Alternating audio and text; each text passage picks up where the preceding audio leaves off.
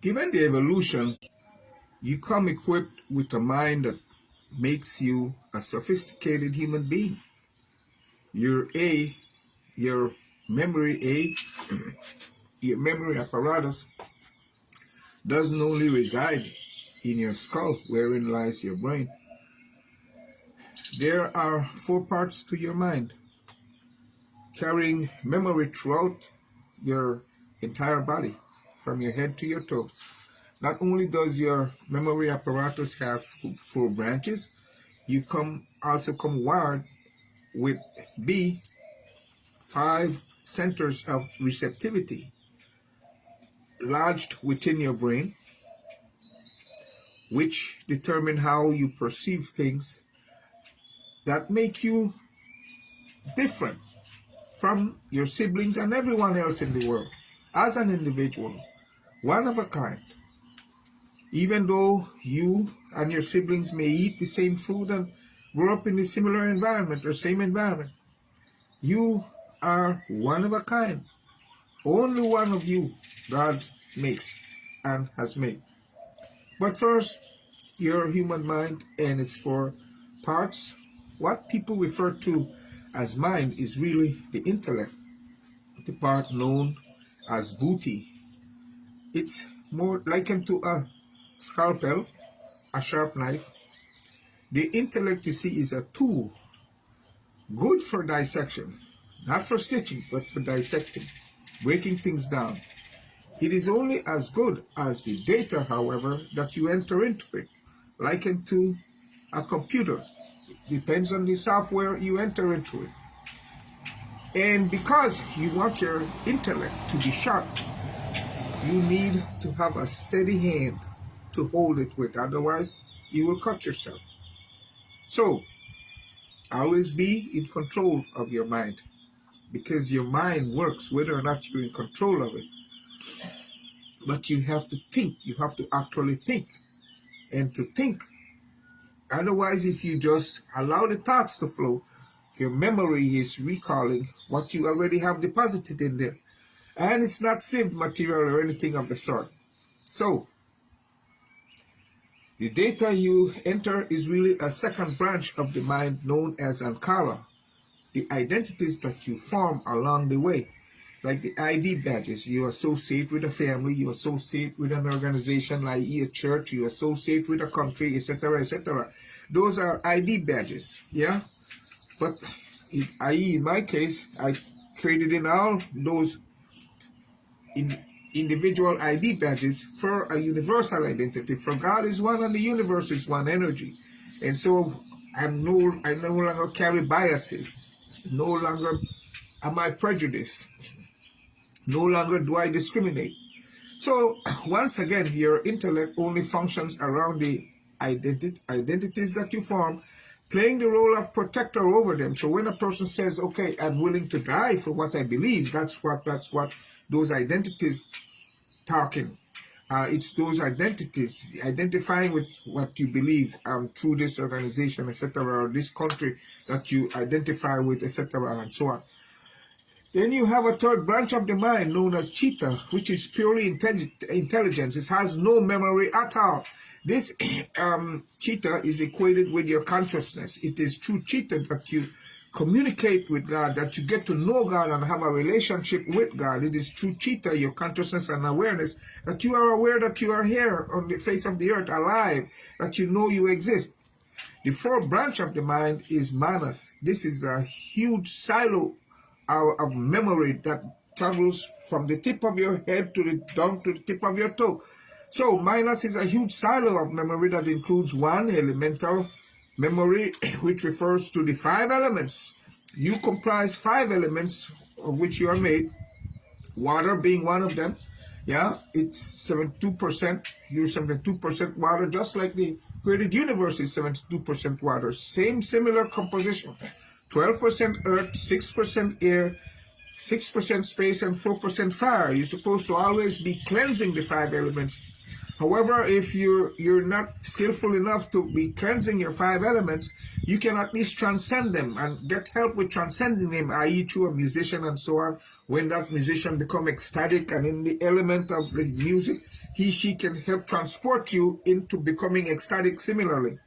Atomic, 2 of 10, atomic memory refers to the atoms of memory. You comprise, every human being comprise atoms. We're made of atoms spanning the entire body. 3, genetic memory, that which you inherited, comes naturally through your parents and those gone before. Genetic memory has a significant level of influence over a person up until the age of 21. Genetic memory becomes less dominant after that age.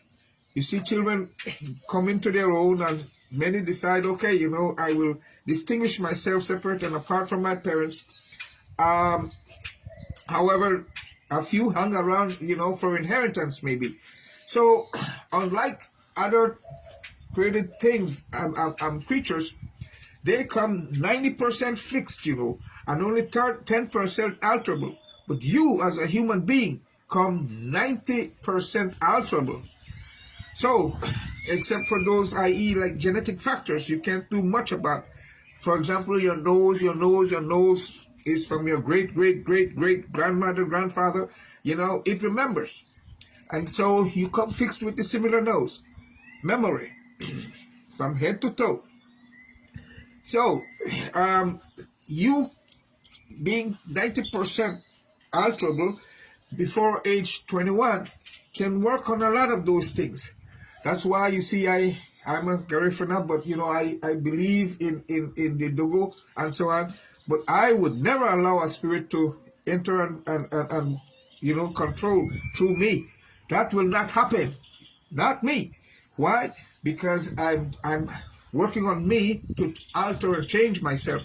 And those whoever ancestors that have gone before, they have good and bad memory, so they will not transmit any curses into me. No, that will not happen. Karmic memory. What is karma? Karmic influences increase in a person again after age 21 as the genetic influence decreases. The body, mind, emotion, and energy do their own karma, whether in wakefulness or sleep. Take wakefulness, for example. From the time that you wake up, your body is doing its own physical karma. The mind is doing its mental karma. Emotion is doing its emotional karma. Energy is doing its energy karma. Seeing karma, which means choices that you make, you are the sum total of the choices that you make, as your responsibility is the key to your freeing yourself. You have to see karma as your responsibility. You have a free will to make choices. Take it responsibly. In seeing yourself as the source of your own destiny, your karma, you are then able to create the emotions that you want. Make all your emotions sweet so people fall in love with you. If you ask a person, what you want, the person will tell you, she wants, the environment to be a certain way. She wants him or herself to be a certain way. Pleasant is the word. So make all your emotions pleasant, in your body, mind, energy system, thought and emotion. So, like I said, like a spider in creating a web, a human being creates an elaborate system of memory through which she controls him or herself. Although other people may get entangled in your system, you know exactly how you're wiring yourself. So conscious memory, that's the other in this big silo of memory. It has to do with your actions, with actions that people consciously perform. Conscious memory, with this karma, the amount being below 1%, as if to say, people are happening automatically. People are happening automatically. So it's conscious. You do things consciously. You are born like everybody else in a basic survival mode, okay? Like survival of the fittest in the jungle. But you're not supposed to stay there. I hate when Garinago, for example, keep talking about survival. You're supposed to do things done consciously. Get out of survival mode. Elevate beyond that. Unconscious memory that has to do with actions that your body performs, although you may be unconscious of it. Articulate memory. Memory that refers to your ability to recall information the same way you try to bring precision in your body. Yeah, do the same with your mind. Be precise when you're doing things. Precise, I have the mind as a manager of an engineer. You have to do things with precision. For this is the only way for perfection. This is the only way. The standard of work is perfection. To my mind, as you study and examine things, do them with precision. Inarticulate memory. Memory that which is difficult to put into words. Yeah, not everything is easy to put into words, i.e. chanting and so on. People say they talk in tongues, that kind of thing. Inarticulate memory, because you have English, you have Spanish, you have Garifuna, you have Maya, you have Quechua, you have all other languages, but not all words are, able to be translated from one language to the next. There are words, language too deep for words. There's language that's too deep for words.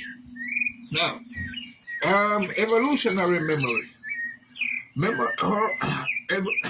Or evolutions, that which evolved over time through stages of memory. I.e., you have this kind of body given evolutionary and genetic memory. Yeah? Yeah, you evolved over time. The DNA difference between a human being and a chimpanzee is only between 1.2 and 4%.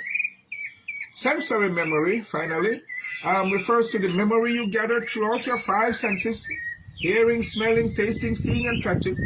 Where what you see and touch being deepest forms of memory. Okay, now.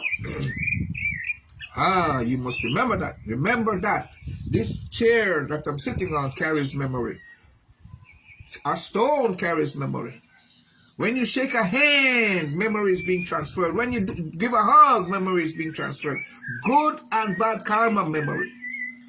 Now, you need to establish and distinguish among these five centers of receptivity. Now, I'm moving from talking about the four branches of your mind to the five centers of receptivity, like I said, lodged within your brain, that makes you one of a kind human being, different from your siblings. That is why people should not be raised like cattle, but rather nurtured, because they are born already. You are a being. You are born already knowing how to be, how you feel, how you think, and in mature time, what you want for an ambitious career. Yeah? So people are not really designed to be competing out there, but to be becoming the best version of individual, more self.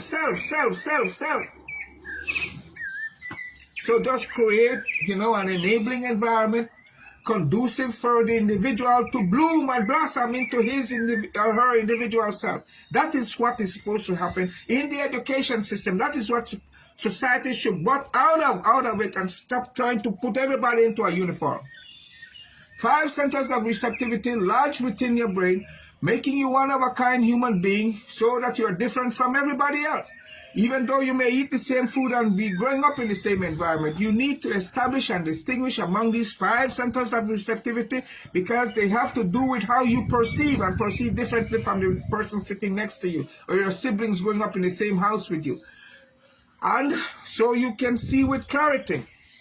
What you need, my friend, is not confidence building, that is purely psychological. You need to see with clarity. When you're seeing with clarity, seeing the clear path ahead of you, my friend, with adequate preparation, you can go miles a minute.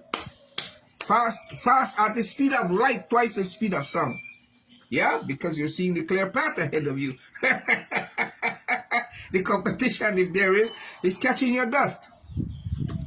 Yeah, so siblings behave differently, their behavior being based on the different centers of receptivity into which they download material. The five centers of receptivity are: 1, the center of right perception; 2, the center of perversion; 3, the center of imagination; 4, the center of memory; and 5, the center of sleep.